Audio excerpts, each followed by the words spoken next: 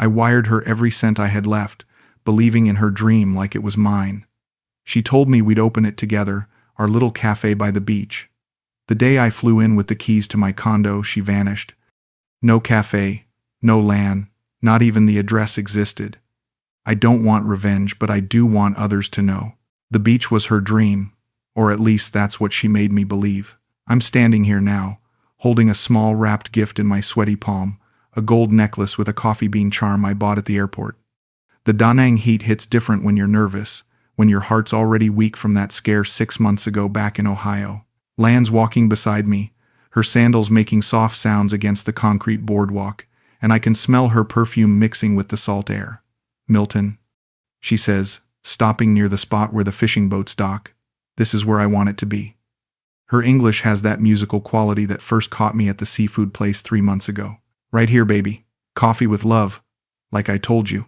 I wasn't planning to tell this story tonight, but earlier this week I opened an email from a longtime viewer of this channel. He told me he'd been quietly following for a while, never missing a story, and finally decided to share one of his own.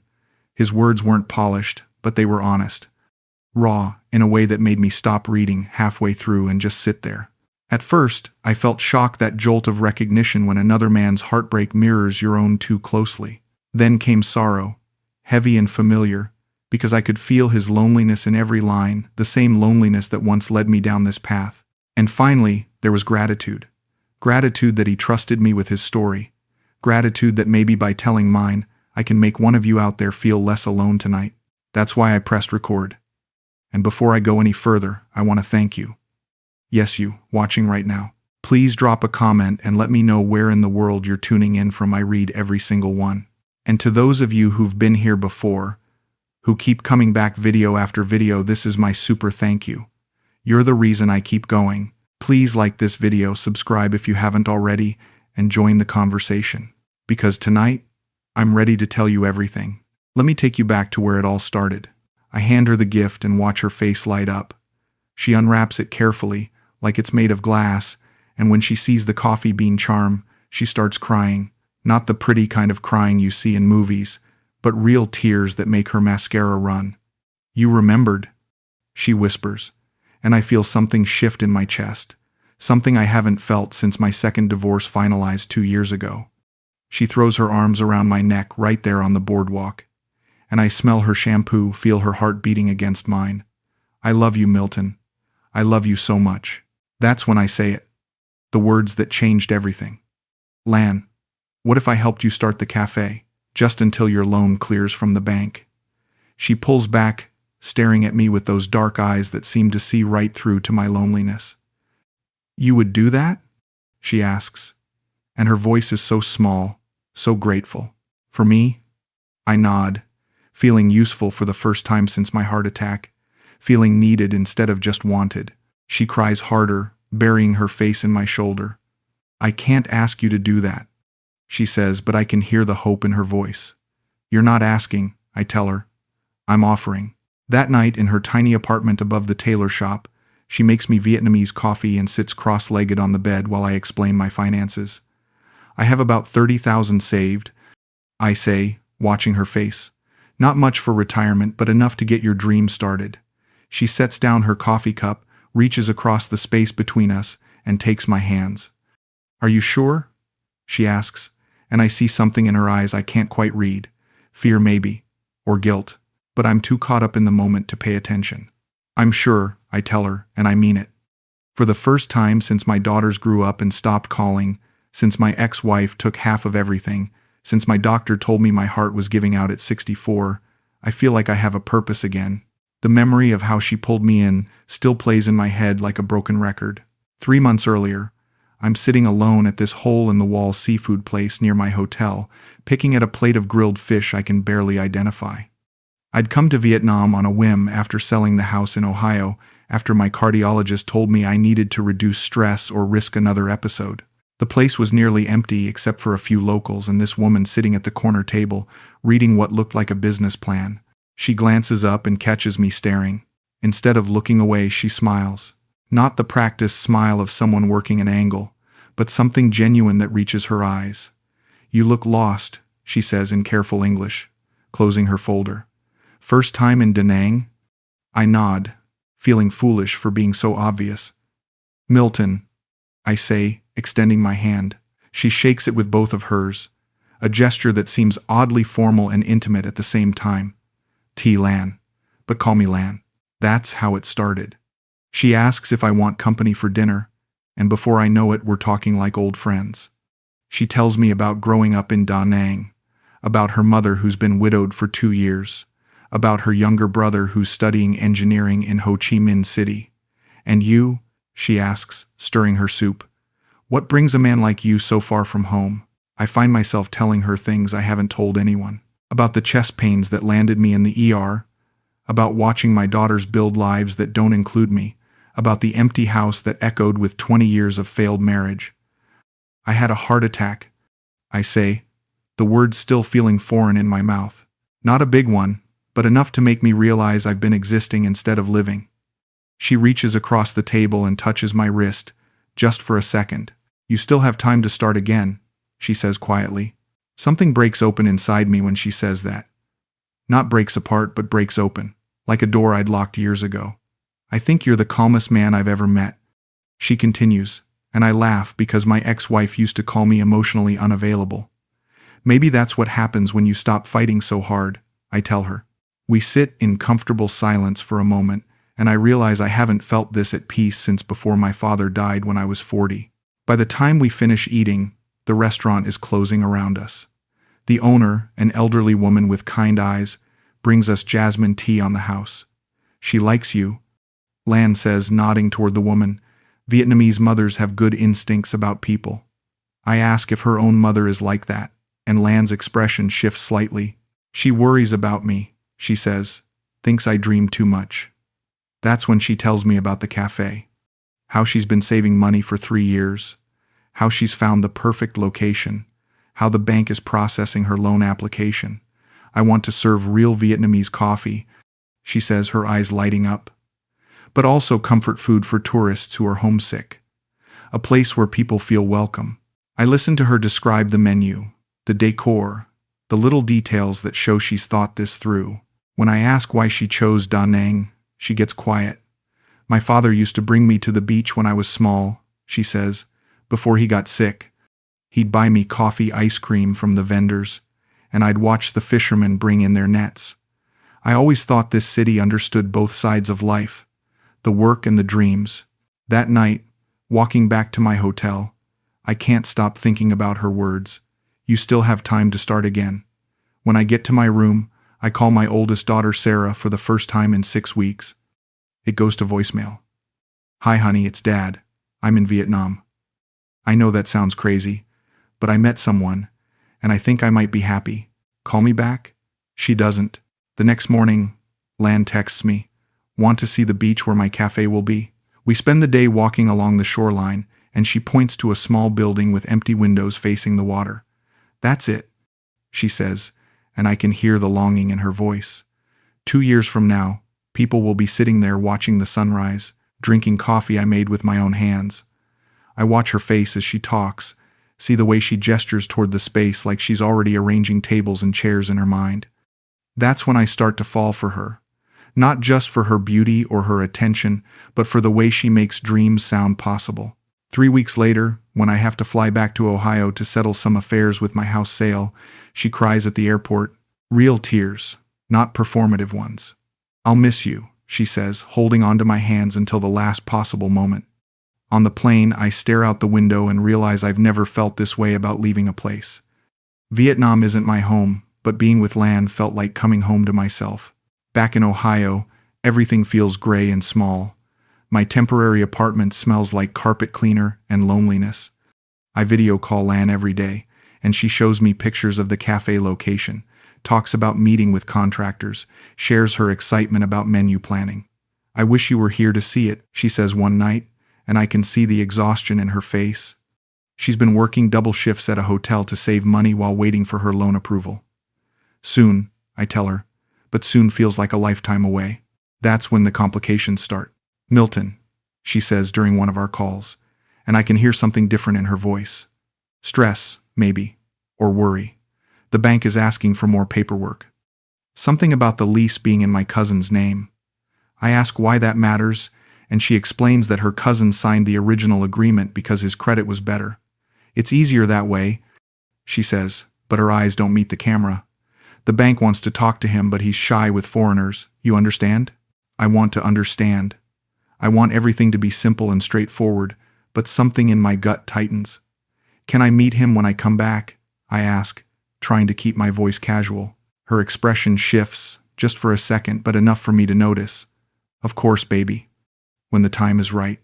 She changes the subject to something else, something about her mother's doctor appointment, and I let it slide. But that night, I lie awake thinking about the way she avoided my eyes. The next week, she calls me crying.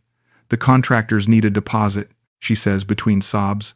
The bank is taking forever, and I'm going to lose the lease if I can't show progress. She names a figure that makes my chest tighten. $28,000. Almost everything I have left after selling the house and paying off my medical bills. I can't ask you to do this, she says, but I can hear the desperation underneath. I know it's too much, but it's not too much. Not if it means seeing that light in her eyes again, not if it means being part of something bigger than my own diminishing life. What if I wire the money? I say, and the words come out before I can think them through, just as a loan until the bank comes through. She stops crying immediately, so quickly that it catches me off guard. You would do that? She asks, and now her voice is barely a whisper. For me? For us. I tell her. And I mean it. This isn't just about her dream anymore. It's about having something to wake up for, something that connects me to a future instead of just a past full of mistakes and regrets. We're partners now, remember? She starts crying again, but these are different tears. Happy ones, grateful ones. I love you, Milton, she says. I love you so much. You don't know what this means to me. That night, I can't sleep. Not from worry, but from excitement. I'm thinking about the cafe, about spending my mornings there watching Lan work her magic with the espresso machine, about becoming part of the rhythm of Daang life. I picture myself helping with the books, maybe learning enough Vietnamese to chat with the regular customers. For the first time since my heart attack, I'm planning for a future instead of just surviving the present. The transfer happens in stages. First, $15,000 for equipment and initial renovations. Lan sends me photos of an espresso machine still in its box, receipts from a tile supplier, pictures of paint samples. Everything looks legitimate, professional. The contractor is so excited, she tells me. He says we'll have the most beautiful cafe on the beach. I wire the remaining $13,000 2 weeks later, after she shows me photos of workers gutting the interior space. The images are blurry, taken from odd angles, but I can see progress happening. Can we do a video call from the cafe? I ask one evening. I want to see the space, want to feel connected to the transformation happening half a world away. She hesitates, and I catch that same flicker of something across her face. It's so dusty right now, baby, she says, and the lighting is terrible. Next week, okay? When they finish the electrical work. Next week becomes the week after, which becomes when the internet is installed. Each delay comes with a reasonable explanation, but they start to pile up in my mind like puzzle pieces that don't quite fit. I start doing things I never thought I'd do. Late-night Google searches for the cafe address she gave me. I find the street, find the block, but there's no listing for any new restaurant permits or business licenses. When I ask her about it, she explains that Vietnam's bureaucracy is complicated, that permits sometimes take months to appear in the system. It's new construction, baby, she says. The address isn't official yet. I want to believe her. I need to believe her. The alternative is too devastating to consider, but the doubts keep growing. Small things that individually mean nothing but together create a pattern I don't want to see. The way she deflects certain questions. The fact that I've never actually spoken to anyone else in her life, not her mother, not her brother, not the mysterious cousin who signed the lease. The photos she sends are always taken by her alone, never showing other people or workers in the background. When I ask about timelines, she gets vague. Vietnamese business moves differently, she says. Patience, my love. Good things take time. I book my return flight for 2 months out, planning to arrive just as the cafe is supposed to open. I want to be there for the grand opening, I tell her, and she squeals with excitement. We'll cut the ribbon together, she says. Our dream finally coming true. But as the date approaches, her messages become shorter, less frequent. She's busy with final preparations, she explains. The stress is overwhelming. I can barely sleep, she says during one of our rare calls. But it'll all be worth it when you see what we've built. The night before my flight, I lie in bed staring at the ceiling of my temporary apartment. I've sold or donated most of my possessions, keeping only what fits in 2 suitcases. My daughters still haven't returned my calls, but I've stopped caring. I'm starting over at 64, and maybe that's exactly what I need. Tomorrow I'll be back in Daang, back with Lan, back in a world that makes sense. I fall asleep thinking about the first coffee I'll drink at our cafe, about watching the sunrise through the windows we chose together, about feeling useful and needed and alive. The flight to Da Nang feels different this time. I'm not a tourist anymore. I'm a man coming home, coming to claim his place in a life he's helped build. I've brought gifts, real Vietnamese coffee beans from a specialty shop in Ohio, a small framed photo of us from my first visit, a set of coffee cups I found at an antique store. Everything fits perfectly in my carry-on, and I picture Lan's face when she sees how thoughtful I've been. But when I land and turn on my phone, there are no messages waiting. No, welcome home, baby, or can't wait to see you, or even flight okay? Just silence. I tell myself she's probably at the cafe, putting finishing touches on everything, too busy and excited to check her phone. I catch a taxi straight to the address she gave me months ago, the place where our dreams were supposed to come true. The ride takes 20 minutes through traffic that feels heavier than I remember. Da Nang looks the same, crowded, vibrant, alive, with the kind of energy that made me feel young again on my first visit. But something feels different now. Maybe it's me. Maybe it's the weight of expectation sitting heavy in my chest. We turn down the street where the cafe should be, and I lean forward, looking for signs of construction, for new paint, for anything that looks like the transformation Lan described. The taxi stops in front of a massage parlor with dark windows and a closed sign in both Vietnamese and English. The building is the right size, the right shape, but there's no cafe here. No fresh paint, no new signage, no smell of coffee or sawdust or anything that suggests recent renovation. Just an empty business with newspaper taped over the windows and weeds growing through cracks in the sidewalk. This the right address? The driver asks in broken English, and I double-check the paper in my hand. The numbers match. The street name matches. But nothing else does. Wait here, I tell him, though my Vietnamese is limited to basic greetings. I get out of the taxi and approach the building, cupping my hands against the glass to peer through a gap in the newspaper.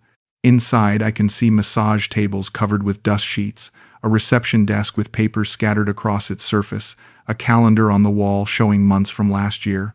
My phone is already in my hand before I consciously decide to call her. It goes straight to voicemail, her voice bright and cheerful. Hi, you've reached Lan. Leave a message and I'll call you back soon. I don't leave a message. Instead, I send a text. I'm here. At the cafe address. There's no cafe here. I wait for the 3 dots that show she's typing, but they never come. The taxi driver is watching me in his rearview mirror, and I realize I'm standing on a sidewalk in a foreign country with 2 suitcases and nowhere to go. I get back in the taxi and ask him to take me to my usual hotel, the one where I stayed on my first visit, the one where I met Lan. Maybe she's waiting for me there. Maybe there's an explanation I haven't considered. Maybe this is all a misunderstanding that will make us laugh later when we're sharing coffee and stories with our regular customers. But the hotel clerk doesn't have any messages for me. No one named Lan has asked about a Mr. Graves. I check into my old room and sit on the edge of the bed, staring at my phone. 2 hours pass before she responds. I'm with my mother. She fell this morning and hurt her hip. I'm at the hospital. Can't talk now, but will call you later. Relief washes through me so suddenly that my hands shake. Of course, her mother is hurt.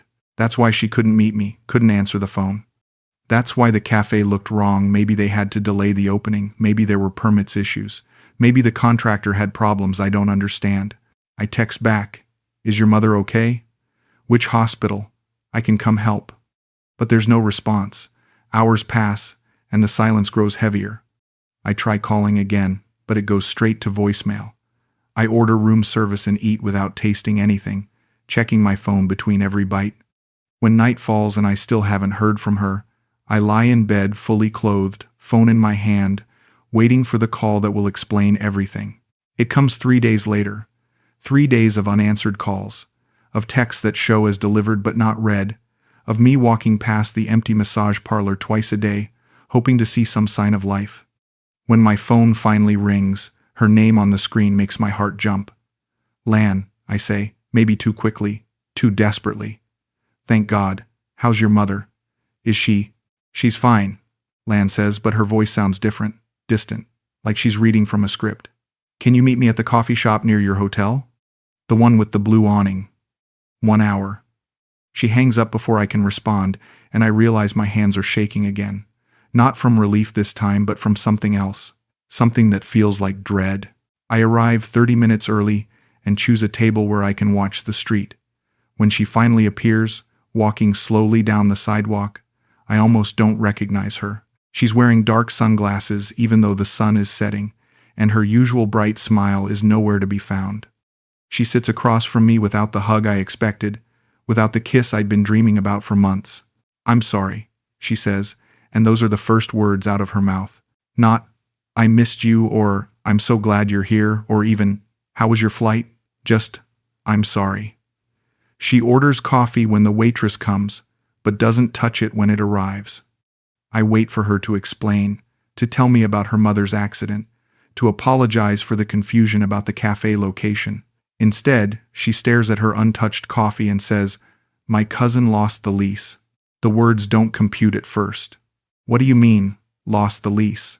I ask, and my voice sounds strange to me, too calm for the panic rising in my chest. She still won't look at me directly. There were problems with the permits, she says. The city council changed the zoning. We couldn't open a restaurant there anymore. Her English, usually so careful and precise, sounds mechanical now, rehearsed. But what about all the renovation work? I ask. The photos you sent? The equipment? She finally looks up at me, and through the dark lenses of her sunglasses, I can see something I've never seen before. Not sadness or frustration or even disappointment. Something colder. Something that might be calculation. The contractor took the money and disappeared, she says, along with most of the equipment. I tried to call you, but I didn't know how to explain. I was so ashamed. She slides something across the table, a key attached to a simple ring. I rented you a place here, near the beach, until you decide what you want to do next. I pick up the key, feeling its weight in my palm. I never asked you to rent me a place, I say quietly. She takes a sip of her coffee now, the first time she's touched it since it arrived. I thought you'd want somewhere to stay, she says. While you figure things out, that's when I understand. This isn't a temporary setback or a business complication or even a tragic series of bad luck. This is a goodbye disguised as practical planning. Where's the money, Lan? I ask, and my voice is steadier than I expected. She sets down her coffee cup, and I can see her hands trembling slightly. It's gone, she says simply. All of it. We sit in silence for what feels like hours but is probably only minutes. Around us, the coffee shop continues its normal rhythm, other customers talking and laughing, the espresso machine hissing, the waitress wiping down tables. Normal life happening while mine falls apart. I need to go, Lan says eventually, reaching for her purse. My mother is expecting me. She stands up, and for a moment I think she might say something else. Something that will make this make sense, something that will give me back the version of her I fell in love with. Instead, she adjusts her sunglasses and says, "The apartment is paid for 2 weeks. After that, you'll need to make your own arrangements." Then she walks away, her sandals making the same soft sounds against the pavement that I remember from our beach walk, when everything still felt possible. I sit there until the coffee shop closes around me, holding the key to an apartment I never wanted, trying to understand what just happened. The waitress has to ask me twice if I need anything else before I realize she's talking to me. I pay for both our coffees, leave a tip that's probably too large, and walk back to my hotel through streets that no longer feel welcoming. The apartment key leads me to a building 6 blocks from the beach, up 3 flights of stairs that smell like fish sauce and cigarettes. The door opens into a space that's barely larger than my hotel room, with one small window that faces a brick wall. There's a bed with sheets that haven't been changed recently, a mini fridge that hums too loudly, and a bathroom with a shower head that hangs at an angle. One broken fan struggles to move the humid air that seems to press against me from all sides. I set my suitcases on the floor and sit on the edge of the bed, and that's when it hits me. Not the loss of the money, though that's devastating enough. Not even the betrayal, though that cuts deeper than anything my ex-wives ever did to me. It's the realization that I was never her partner. I was never her boyfriend or her future husband or even really her friend. I was a wallet with a heart attached, and she played that heart like an instrument until she'd extracted everything of value. For the first time since my heart attack, I cry. Not the dignified tears of a man processing grief, but ugly sobs that shake my whole body. I cry for the $30,000 that represents my entire safety net. I cry for the dreams I built around a woman who was building her own dreams around my money. I cry for the version of myself that believed he could start over at 64, that believed he was still capable of being loved for who he was instead of what he could provide. But mostly I cry for how easy it was. How desperately I wanted to believe in the fantasy that I ignored every red flag, every inconsistency, every moment when my gut told me something was wrong. I wanted to matter to someone so badly that I convinced myself her tears were real, her plans were genuine, her love was something more than a carefully crafted performance. When the tears finally stop, I'm sitting in the dark. The broken fan has given up entirely, and the humidity makes everything feel sticky and oppressive. I think about calling my daughters, but what would I say? That their father, the man who raised them to be careful with money and cautious with trust, sent his life savings to a woman he'd known for 3 months? That he's sitting alone in a rented room in Vietnam with nowhere to go and no one to blame but himself? Instead, I lie back on the bed and stare at the water stain on the ceiling. It looks like a map of somewhere I'll never go, or maybe like the outline of a heart that's been broken so many times it's lost its original shape.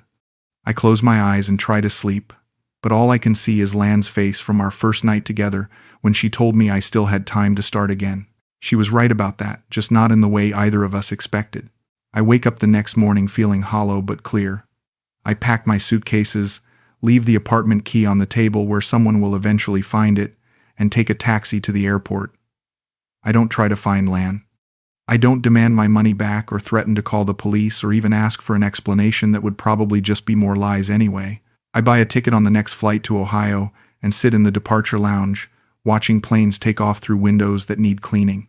On the flight home, somewhere over the Pacific Ocean, I realize that my anger isn't really for Lan.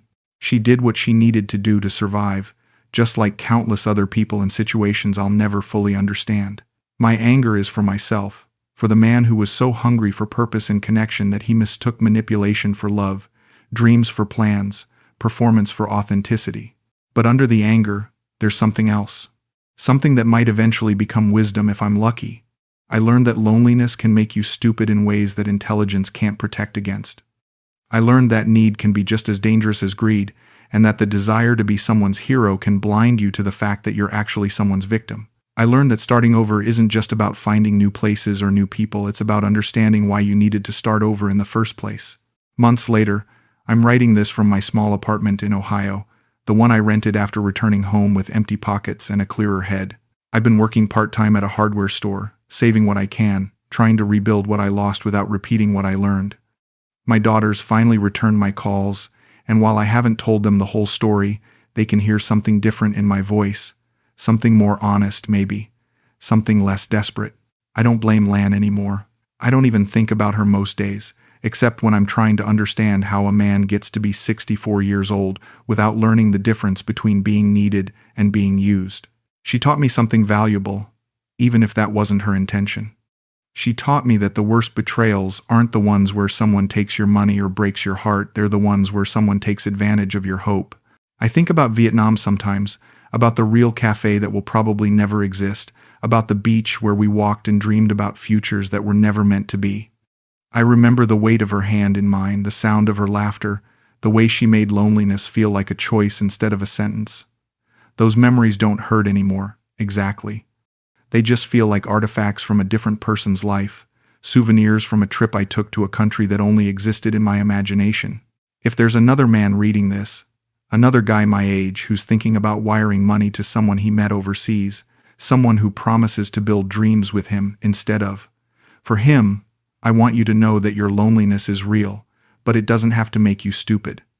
Your desire for connection is human and beautiful and worth honoring, but not at the cost of your dignity or your future. You still have time to start again, just like she told me. But starting again means learning to be enough for yourself first, before you try to be everything for someone else. The beach was her dream, she said. But I think now it was really mine. I was the one who needed to believe in something beautiful and possible and shared. She was just smart enough to let me project that need onto her until it became indistinguishable from love. The saddest part isn't that she took my money. The saddest part is that for a few months, I actually believed I was building something real, something lasting, something that would matter long after I was gone. I don't want revenge. I want understanding. I want other men like me to know that the desire to matter, to be useful, to feel needed, again, these aren't weaknesses to be ashamed of. They're human needs that deserve to be met honestly, by people who see us as more than just sources of funding for their own survival. We deserve better than being someone else's emergency plan. We deserve to be someone's actual choice. I'm not broken anymore. I'm not angry anymore. But I am careful now in ways I never thought I'd need to be. And maybe that's not such a bad thing. Maybe learning to protect yourself is just another way of learning to love yourself. Maybe the real starting over happens when you stop looking for someone else to save and start figuring out how to save yourself.